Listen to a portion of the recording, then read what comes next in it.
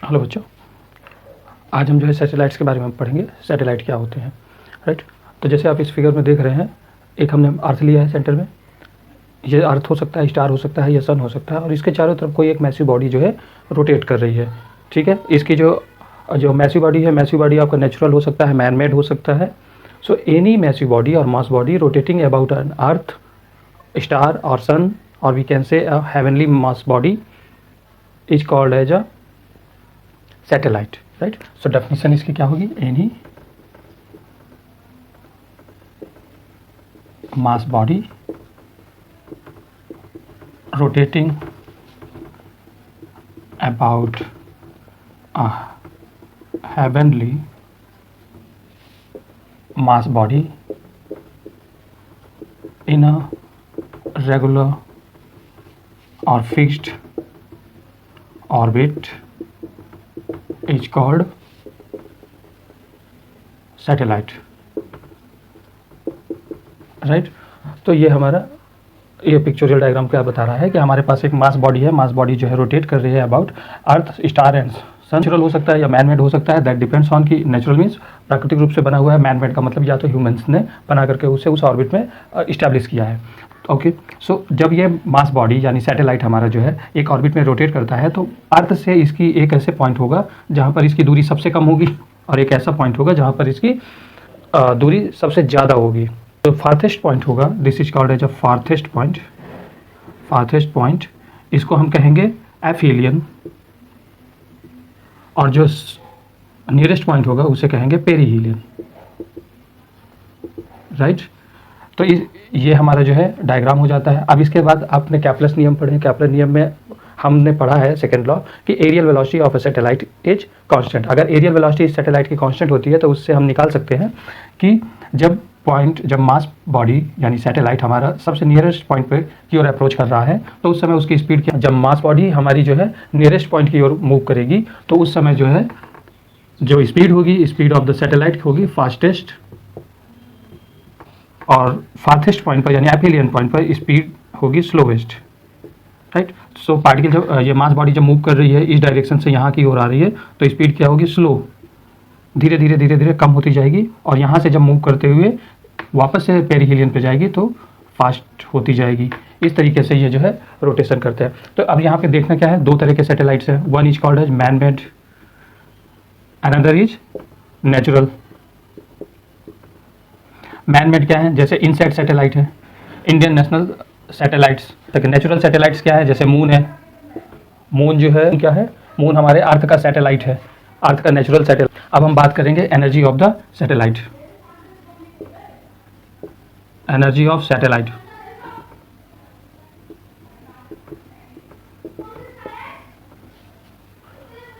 Energy of satellite क्या होगी? Total energy of the satellite is half mv², यानी kinetic energy of the satellite plus potential energy, right. Potential energy क्या होती है? Minus होती है, and that is Gmm divided by r²। यह formula होता है हमारा एनर्जी का, energy of a satellite. Kinetic energy plus potential energy. Potential energy एक किसी सैटेलाइट की निगेटिव होती है। इसके अलावा हम जो है कुछ और टॉपिक्स में पॉइंट पर बात करेंगे। ई अगर हमारा यानी total energy of the satellite is greater than 0 यानी पॉजिटिव है, तो जो ऑर्बिट ऑफ द सैटेलाइट होगी वो कैसी होगी? हाइपरबोला होगी। एनर्जी अगर 0 हो जाएगी, total energy of the satellite is 0, then it is parabola, and if E is negative then elliptic, ellipse, ठीक है। सो ऑर्बिट का शेप कैसा होगा?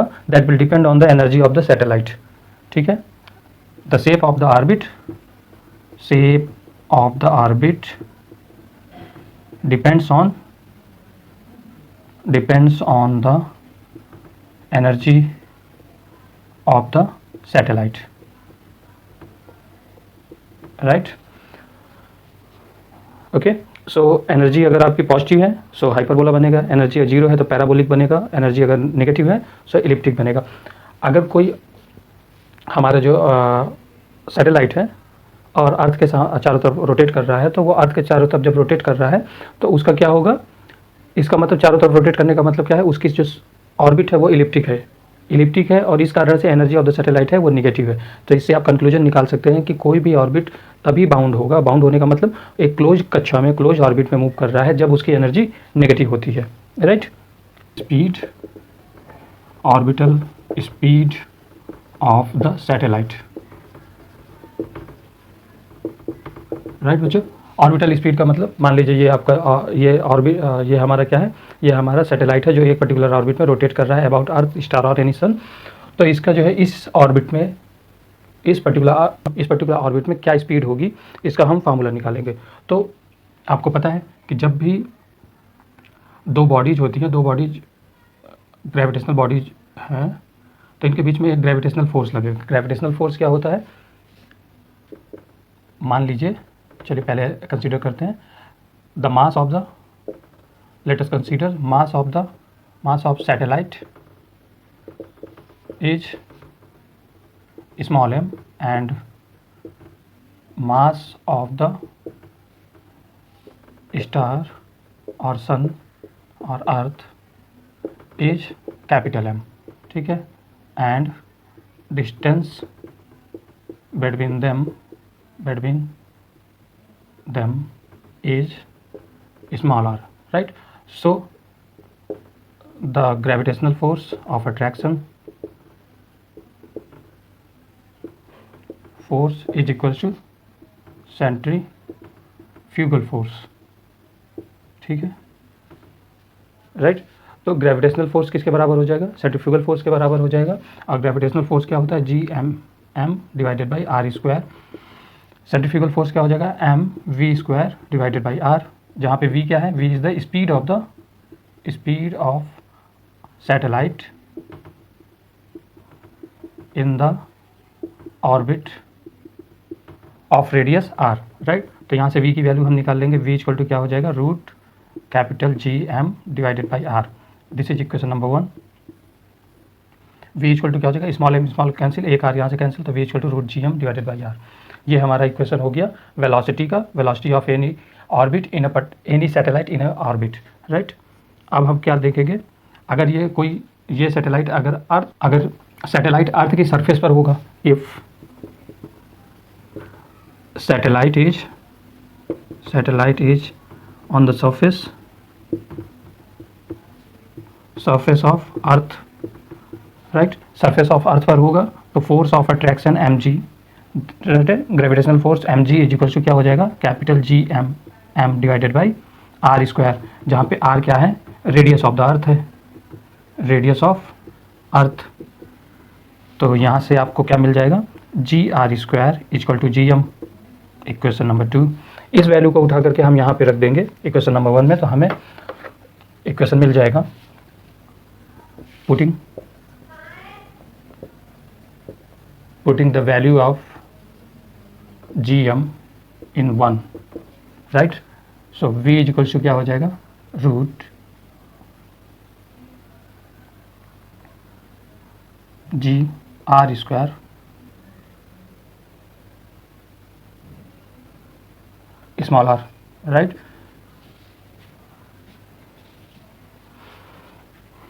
r root G by R हो जाएगा, राइट। इक्वल टू क्या हो गया, V equal to root capital GM divided by R, और इसी को हम लिख सकते हैं R root G divided by R, right. इस तरीके से ये हमारा फार्मूला आ गया, V is directly proportional to root R, right. जैसे जैसे r बढ़ेगी वैसे वैसे हमारा वेलोसिटी क्या हो जाएगी, कम हो जाएगी, right. If r is go increasing then v is decreasing, right.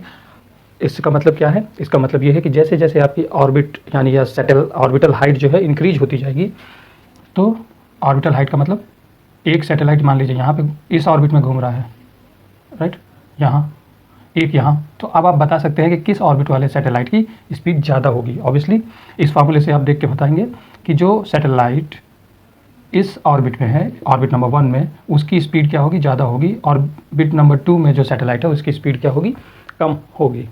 Period of the satellite in an orbit निकालेंगे। सो इस सैटेलाइट को इस पर्टिकुलर ऑर्बिट में घूमने में कितना समय लगता है, इसको निकालने के लिए हमें सबसे पहले पता होना पड़ेगा कि कितनी दूरी तय कर रहा है, यानी दूरी तय करने का मतलब सर्कमफेरेंस ऑफ द ऑर्बिट, और स्पीड क्या है उसकी। सो टाइम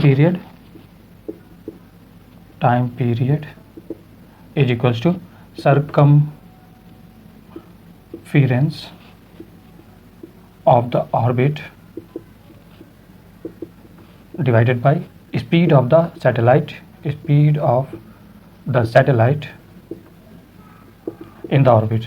सर्कमफेरेंस क्या होगी 2 pi R divided by speed क्या हो जाएगी, स्पीड का फॉर्मूला हम निकाल चुके हैं, v इक्वल टू होता है root G M divided by R, right. तो इसी को हम लिख सकते हैं 2 pi R power 3/2 divided by root G M, right. अब यहाँ पे जी एम की वैल्यू भी हम जो है चेंज करके लिख सकते हैं, small r equal to capital R plus H power 3/2 G M equal to G R square, right. तो root G R square.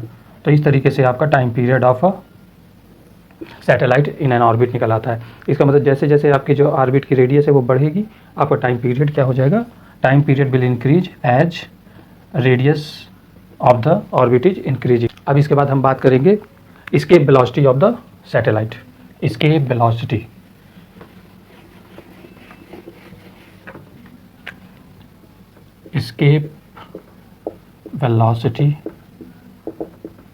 of the satellite in an orbit of a satellite, right। velocity of the satellite की बात हम बात कर रहे हैं। तो escape velocity का मतलब क्या है, ऐसी जब हम जो है अर्थ पर खड़े हैं तो अर्थ से किसी सैटेलाइट को किस स्पीड से हम भेजें, किस स्पीड से हम प्रक्षेपित करें ताकि वह जो है किसी पर्टिकुलर ऑर्बिट में ना रोटेट करके अर्थ को छोड़ करके ही बाहर चला जाए, राइट। आपको ये बात समझ में आ रही है, यानी हम जो अर्थ पर खड़े हैं, अर्थ से हम किसी ऑर्बिट को, किसी वस्तु को इस स्पीड से, इस गति से हम भेजें कि वह ऑर्बिट में जो अर्थ है, अर्थ का जो ग्रेविटेशनल पुल है उसको बीट करके अर्थ को छोड़ करके बाहर चला जाए। इसके लिए क्या करना पड़ेगा, the kinetic energy of the satellite कितनी होनी चाहिए, satellite should be equals to the potential energy of the satellite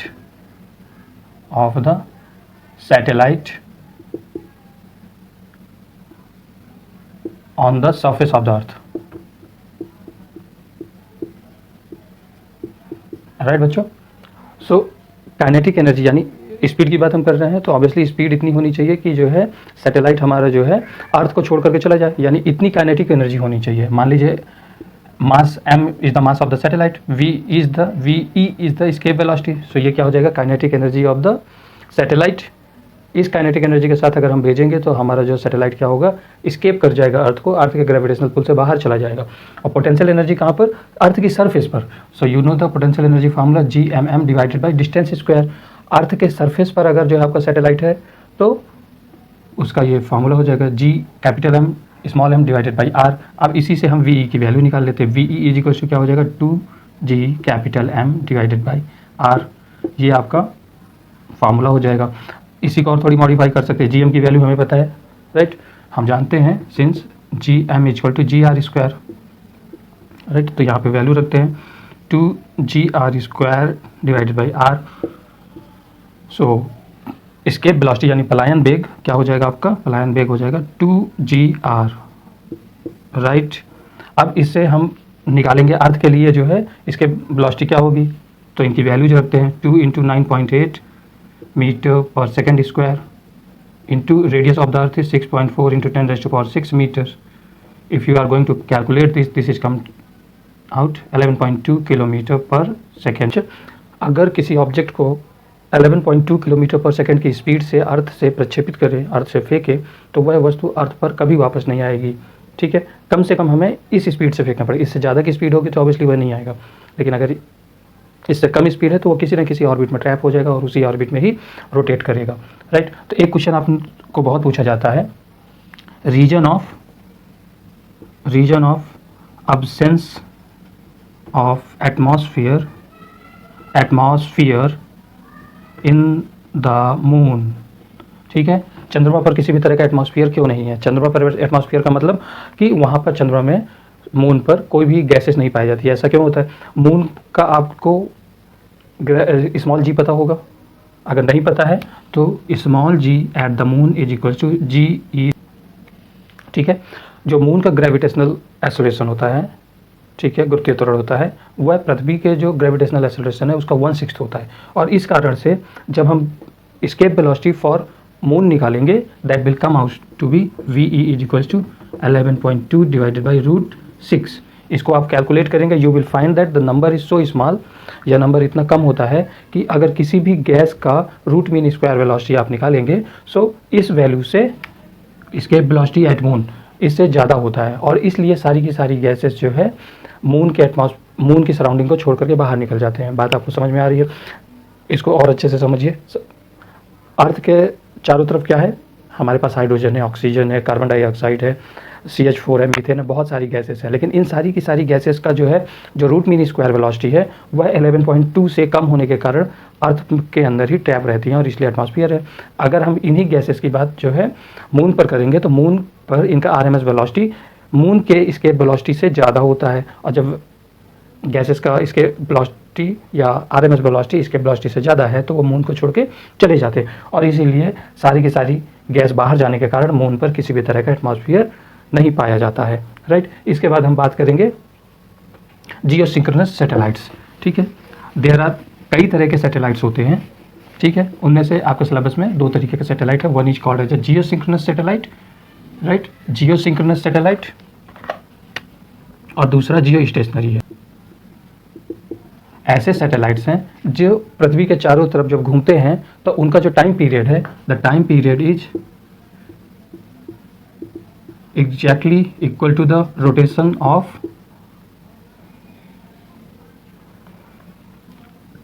time required to rotate Earth about its own axis, ठीक है। आपने पढ़ा होगा सैटेलाइट क्या होता है, हमेशा 24 घंटे यानी जितना टाइम अर्थ को अपनी एक्सिस पर घूमने पर लगता है उतने ही टाइम में जियोसिंक्रोनस सैटेलाइट इस पर्टिकुलर ऑर्बिट में रोटेट कर जाता है, ठीक है। ऐसे ही हमें सैटेलाइट की आवश्यकता क्यों होती है? इसके 2 कारण है। जब हमारा सैटेलाइट अर्थ से किसी पर्टिकुलर हाइट पर होता है तो हमें कम्युनिकेशन करते हैं, राइट। अर्थ मान लीजिए ये है, ये हमारा अर्थ है, ये हमारा सैटेलाइट है जो रोटेट कर रहा है, राइट। तो यहाँ से हम इसको सिग्नल भेजते हैं, this is what we are sending it, और इसे बैक रिसीव भी करना पड़ता है। इसे रिसीव भी, जो सिग्नल सैटेलाइट से भेजा जाता है उसको हमें क्या करना है? रिसीव भी करना है। तो अब इस फिगर में देखिए कि हमने यहाँ पर न्यू दिल्ली से सिग्नल भेजा, लेकिन ये मान लीजिए पाकिस्तान में पहुँच गया तो ये गड़बड़ हो जाएगी ना। आप समझ रहे बात को? सिग्नल, इंडिया का सिग्नल वापस इंडिया में आना चाहिए, अगर वो पाकिस्तान चला गया तो फिर गड़बड़ है। इसीलिए हम जो है ऐसे सैटेलाइट बनाते हैं कि ये जो जियोसिंक्रोनस सैटेलाइट है वो हमेशा एक पर्टिकुलर पॉइंट के ऊपर ही रहते हैं, राइट। ये यहाँ से घूमते हुए जाएंगे, ऐसे रोटेट करेंगे और वापस back to this same point आ जाएंगे, ठीक है। बात समझ में आ रही है? इसलिए जब भी हम सिग्नल ट्रांसमिट और रिसीव कर रहे होते हैं तो हमारा जो फिक्स पॉइंट है वो हमारा फिक्स रहता है और ये ऐसी सिचुएशन हम नहीं लाते। तो जियोसिंक्रोनस सैटेलाइट क्या है कि यह टाइम पीरियड 24 आवर्स होता है और साथ में जो है इसकी उपयोगिता क्या है? व्हाट इज़ द यूज क्या है? Use in communication,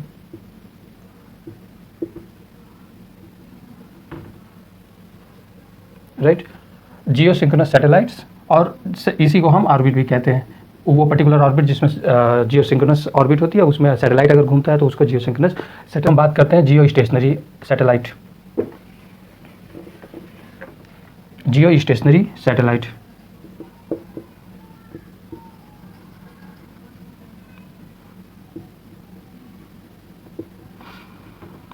Jio stationery satellites, इनका भी टाइम पीरियड 24 आवर्स है, तो डिफरेंस क्या है? What is the difference between geosynchronous and Jio stationery?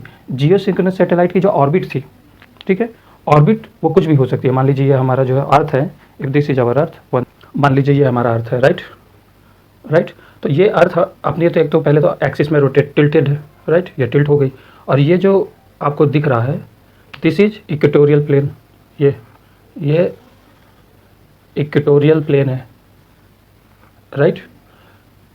जो जियोसिंक्रोनस सैटेलाइट्स हैं वो किसी भी प्लेन में इस तरीके से मूव कर सकते हैं, ऐसे करके मूव कर सकते हैं, या ऐसे मूव कर सकते हैं, राइट, या ऐसे मूव कर सकते हैं। ये होते हैं जियो सिंक्रोनस सैटेलाइट। बस एक कंडीशन होती है, क्या वो कंडीशन ये होती है कि the time period of the satellite should B 24 hours. लेकिन जो हमारे जियो स्टेशनरी सैटेलाइट है वो इस तरीके से रखे जाते हैं ताकि वो उनका जो प्लेन है वो हमेशा इक्वेटोरियल प्लेन के पर ही मूव करे। ठीक है, आपको बात समझ में आ गई होगी, राइट।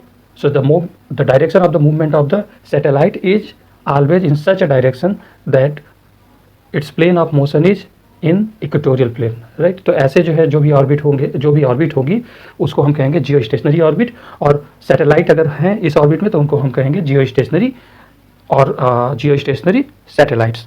टाइम पीरियड दोनों का, जियो सिंक्रोनस और जियो स्टेशनरी सैटेलाइट्स का 24 आवर्स होता है। दोनों का यूज जो है क्या होता है, दोनों का यूज जो है कम्युनिकेशन सैटेलाइट्स में होता है। एग्जाम्पल्स हैं आपके इनसैट सैटेलाइट, इनसैट, जीसैट, ये सारे के सारे जो सैटेलाइट्स होते हैं वो हमेशा जियो स्टेशनरी या जियो सिंक्रोनस ऑर्बिट में ही प्रक्षेपित किए जाते हैं। अब इसके बाद जो है आपका क्या आएगा, आपका आता है ग्लोबल पोजिशनिंग, GPS। इसको कहते हैं ग्लोबल पोजिशनिंग सिस्टम, ठीक है, सैटेलाइट सिस्टम और system, right. Positioning system, GPS का मतलब ग्लोबल पोजिशनिंग सिस्टम होता है। ग्लोबल पोजिशनिंग सिस्टम का मतलब क्या है, ये हमारे नंबर ऑफ सैटेलाइट्स होते हैं जो कि जियो सिंक्रोनस और जियो स्टेशनरी ऑर्बिट्स में होते हैं, ठीक है। और इनका काम ये होता है कि हर समय हर एक ऑब्जेक्ट को ट्रैक करें, उसकी पोजीशन का ध्यान रखें, और इसके लिए 24 सैटेलाइट्स यूज किए जाते हैं। 24 सैटेलाइट्स, राइट। ये 24 जो सैटेलाइट्स हैं ये डिफरेंट ऑर्बिट्स में फिक्स किए गए हैं और जिनमें रोटेट करते हैं, और ये सैटेलाइट्स हर एक वस्तु को ट्रैक करते हुए उनकी पोजीशन का डेटा जो है हमेशा जो है रिले करते रहते हैं। This is owned by USA, United states of America, right. आपने इंडिया के लिए सुना होगा नाविक। नाविक Indian satellite GPS positioning system है। यह कंप्लीट नहीं है लेकिन इसका उपयोग इंडियन गवर्नमेंट करती है, और यह इंडिया के चारों तरफ 1500 रेडियस में, 1500 किलोमीटर्स की रेडियस में सारी वस्तुओं का जो है पोजीशंस का रिकॉर्ड रखता है और उसको हमें भेजता है, राइट। तो इस तरीके से आपको जो है समझ में आ गया GPS एंड नाविक। Okay, thank you.